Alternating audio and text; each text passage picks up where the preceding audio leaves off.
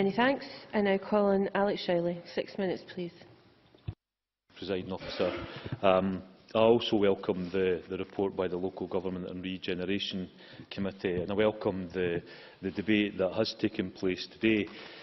When speaking about local government, I think it is important, firstly, to acknowledge the role and the importance of local government, and the acknowledgement of the army of councillors, of public servants that are out there delivering services day in and day out that impact on the lives of people across communities the length and breadth of Scotland. And that's really important.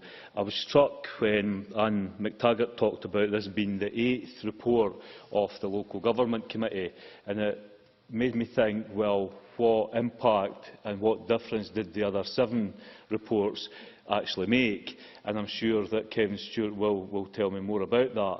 But I think there is an opportunity with this report to see this report really as the start of a debate, and that the report can lead, because at the same time as that, as many others have mentioned, we have the Commission on Strengthening Local Democracy that was chaired by COSLA. So we have these 2 reports, and as Alison Johnson said in her contribution, this is an opportunity that should not be lost. I was the chairman of the Finance Committee in Fife Regional Council at the time of the last local government reorganisation, and went on to be the leader of the first new Fife Council. And I'm well aware of the bureaucratic nightmare that a new structure and having to bring about reorganisation, where Kevin Stewart says it would be a distraction. My experience is that yes, it would be, but that should not be a reason for us not looking at how we actually do more. The Minister himself used the term blossom, and if you read the book, and I certainly have skimmed through a lot of that book, we're certainly miles away from the vision that Leslie Riddoch, for example, presents of Scandinavian countries and the type of local government that is there. I have to confess that I haven't read the Campbell Commission that Willie Rennie speaks about, and I would welcome the opportunity to get a copy of that.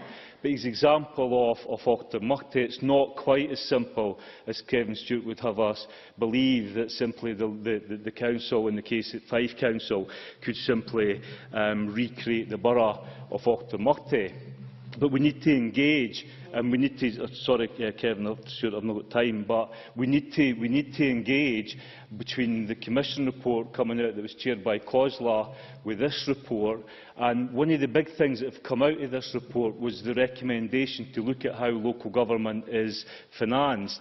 That is a key issue going forward, and I certainly welcome the fact that the Scottish Government have said that they are now engaging with COSLA, and we are looking at a cross-party approach to how local government is financed. And that must look, as Sarah Boyack said, much more widely than simply the council tax versus a local income tax versus some form of property tax. We must look in much more detail. And actually, I think one of the contributors to the debate said that discussion has to be much wider, and it has to be a discussion with communities right across Scotland, because at the end of the day, it's the easiest thing in the world for any government to be able to cut taxes, and there are some countries and some governments who pride themselves on low levels of taxation. But equally, sitting alongside that is very low levels of public services. And so let's have that debate much more widely than just in this chamber, and much more widely than just the politicians. The Minister also talked about 16 and 17-year-olds and having the vote, and absolutely we should be united, and I think we are in this chamber, to try and get that power, so that in 2016 we see 16 and 17-year-olds getting the vote, but also in the local government elections that are then following in 2017.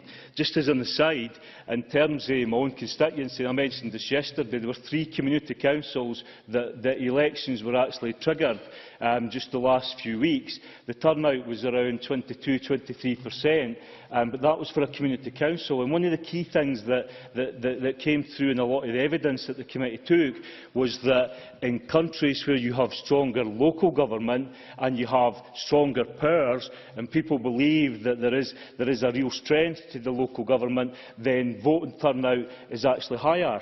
And therefore there needs to be lessons for that. I personally take the view that there is a fourth tier of government in Scotland, and it is community councils.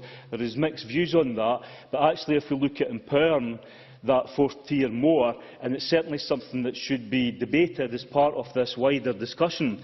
So the point there, I think, that has to be made is that we don't simply bury this report, that we take this report as a starting point and sit it alongside the Commission, and by using both those reports, let's get that discussion going out there more widely about how we finance local government, but also how do we take powers and take those powers down. Something that wasn't mentioned in much of the debate today was the community planning partnerships. And Hugh Henry talked about health, for example, and we now have health and social care. So that's one area that actually needs to be wider discussion. How do we hold those boards to account, and how do we involve them? And I think Hugh Henry made the key point. Is it that we simply believe that it's about putting money to local authorities and telling them what to do, or is it truly local government, so that at the local level, local elected people can make the decisions and then held to account for those decisions when they go back to the electorate and asked to be elected or not on their performance? And that, I think, is the key debate that is coming out of the debate today. But it's been a good debate. Let's now move forward and use these reports to talk about how we have true local democracy in the future. Many thanks.